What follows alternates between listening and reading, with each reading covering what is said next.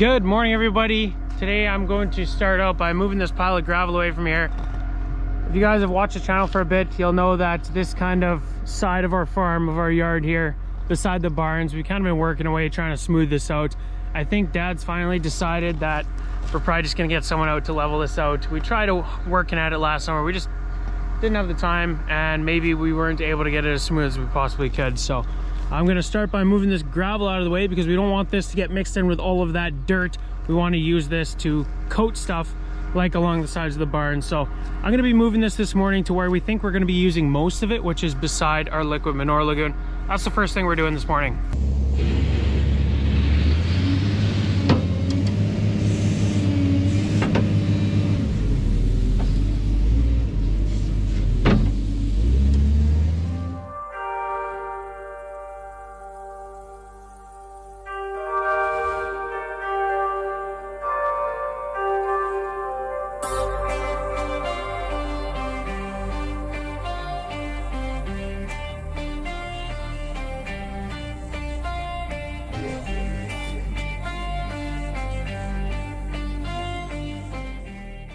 So right beside our liquid manure lagoon, kind of in this corner here beside the ramp, that's where I'm going to be dumping it.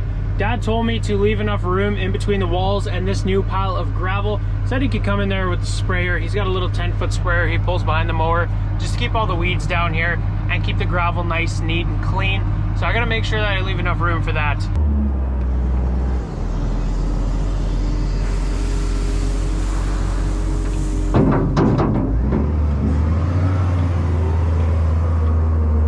So that's our new pile of gravel. We moved it all over. Pretty difficult to not get any sud or any dirt in here. You can see I did scoop some up. That looks like clay to me, but there's a couple of really dirty buckets right here.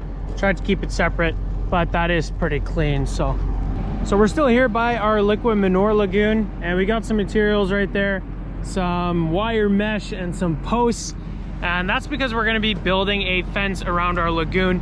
We never really initially planned on building a fence around this thing, but the walls, you know, they're only, this is maybe a 2-foot high wall, and wouldn't be too difficult for someone who wasn't paying attention to fall in there maybe, or, you know, if there's any kids around the farm, or if the cows get out. It's not the safest thing in the world. There's no regulation or rules out here, I believe, that you need to have a fence around your lagoon, but we figured just for safety, we would put one on here. And we kind of were thinking maybe we should have it done. Maybe we should just get a crew out here, put a fence on there, but that is gonna add up. It's gonna be expensive. So we figured we're gonna try and figure out how we can put a fence on our lagoon here by ourselves. We'll do it ourselves. And this is kind of what my dad came up with. So he had some Hutterites custom fabricate some posts that we're gonna bolt onto the side of this concrete wall here. You can see this is just used drill stem. We use that drill stem all over the farm quite a bit, and we got some flat steel welded onto it with 4 holes for bolts on there, and we're just gonna bolt them onto the side. And then the posts also have a hole here and a hole further up for a wire to go through. String 2 wires across, and then we will attach this wire mesh to those wires, and that'll be our fence on top of the lagoon here. It is probably not going to look as good as a nice galvanized chain link fence, but it's still going to look decent. I think it's going to work good, and that's the important thing. So me and Dima are going to probably do the most of the work to put this fence on here, and me and my dad already marked out where all the posts got to go. So we got a bunch of marks every 10 feet or so, and now we just need to drill the 4 bolt holes for those posts, get those posts fastened down. So the way we're going to drill the holes into the concrete for the posts to be attached to it, we're going to be using a hammer drill that should just drill some holes in the concrete, and then we'll have to use some anchor bolts, hammer the anchor bolts in there, and then we'll be able to attach those posts to the concrete wall. And we figured a really easy way to get square, consistently placed holes in this concrete wall is to kind of fabricate a plate that we can hang over the edge of this wall here, and that'll give us the exact spots where to drill those 4 holes. Because if you're going to sit here and measure out where they need to go, it's got to be, you know, level, and it's got to be the right depth or the right height constantly, and that could be pretty difficult. So we're gonna fabricate some kind of a bracket that we can hang over the edge here, drill the 4 holes in. just to make our lives a lot easier, because we got to drill a ton of holes.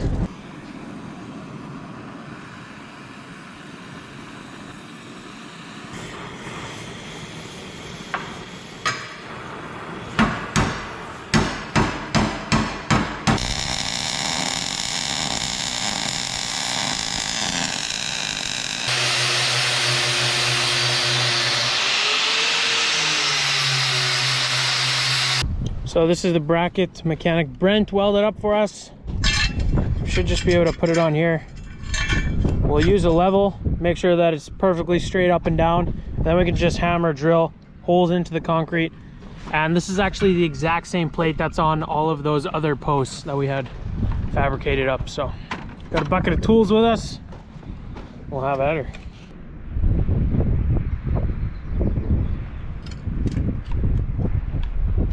Sounds good.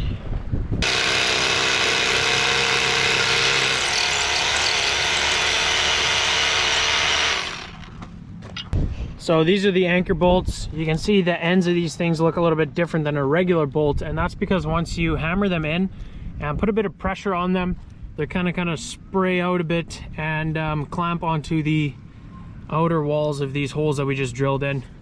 I put some nuts on just to protect the threads. That's something people were saying we should do when we put the salt block holders up in the barn. Figured do that here too. Sweet, man. That's it. And as soon as we drill the first few holes in that wall, it starts to rain. This is just a little quick shower. It'll blow past here in a couple of minutes. We'll just wait it out in the truck. But it is dry out here, guys. A lot of the fields, a lot of the seed in Saskatchewan is going in the ground dry right now.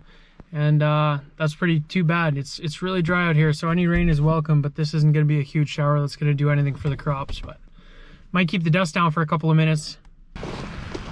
So we got 2 posts already fastened down. We just use a level on the side here, make sure they're straight up and down, and they're pretty solid. You can see the hole for the wire is just above the concrete here. We just wanted to suck 2 of them down now just to make sure that the bolt placement was pretty good. And I think we're going to leave them out a little bit further than this, but this is looking pretty good. I was worried that these bolts had gone too deep into the concrete, but you can see we don't want this either. This one's sticking out way too far. It's still holding it just as good, I think, but you know, you have these ugly bolts sticking out here now.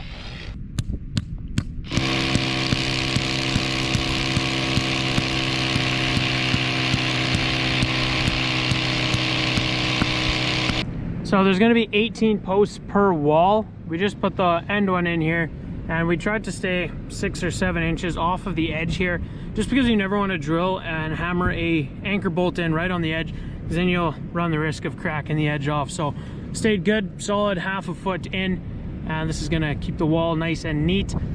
For the ramps here, where we're going to back up still with the pump for the manure, tip it over the edge, we're going to put regular cattle gates in here. That's probably the cheapest thing. We're gonna have to get some bigger, heavier posts though. We'll just pour them in right beside the wall here, and that's where we'll fasten that gate on, because these little posts that we're bolting into the side of the concrete wall like this, these posts are just never gonna be strong enough to hold a 16-foot gate here. So we're gonna have to pour those in yet, but we'll have that done later this summer most likely.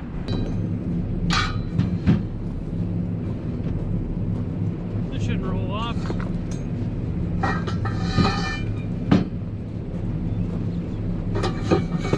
So we just used a little magnetic level, make sure that it's perfectly straight up and down. Obviously these corner posts are not going to be strong enough to hold the tension of a wire being pulled across this entire wall. This end post here is going to have all of that tension and all of that weight from the entire wall on this one post. So we're going to weld or install another plate here with bolts, and then we're going to weld a cross beam in here, and that'll keep this post a lot stronger when we do put that wire in and try and suspend that fence up in here.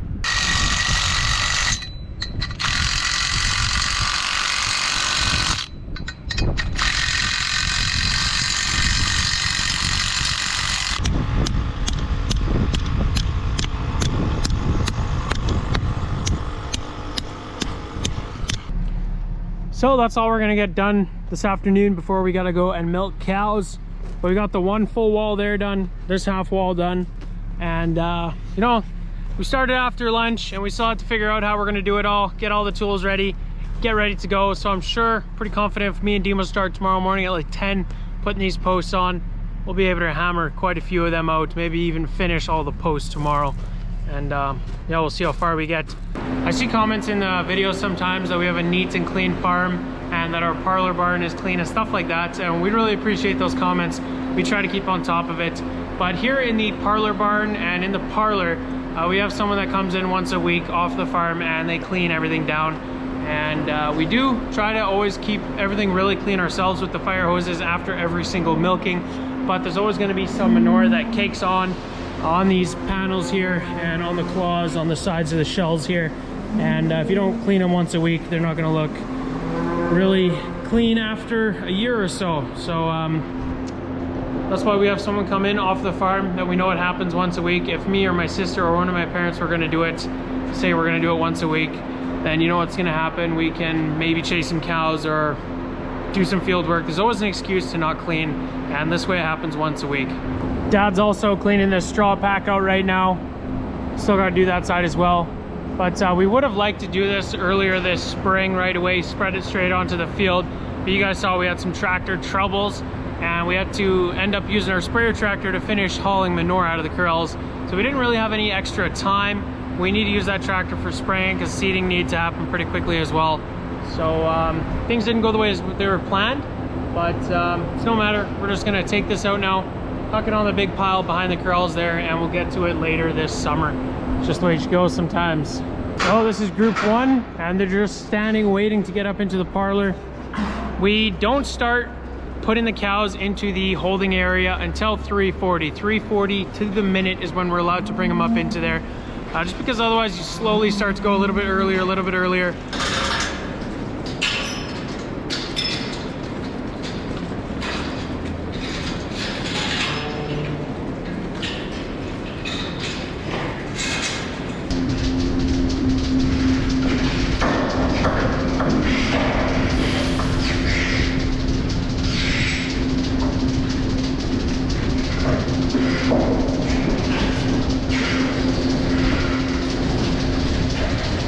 So it looks like Dad started to tackle the other straw pack as well this afternoon, and he's got about 1 scoop left, so that's pretty awesome.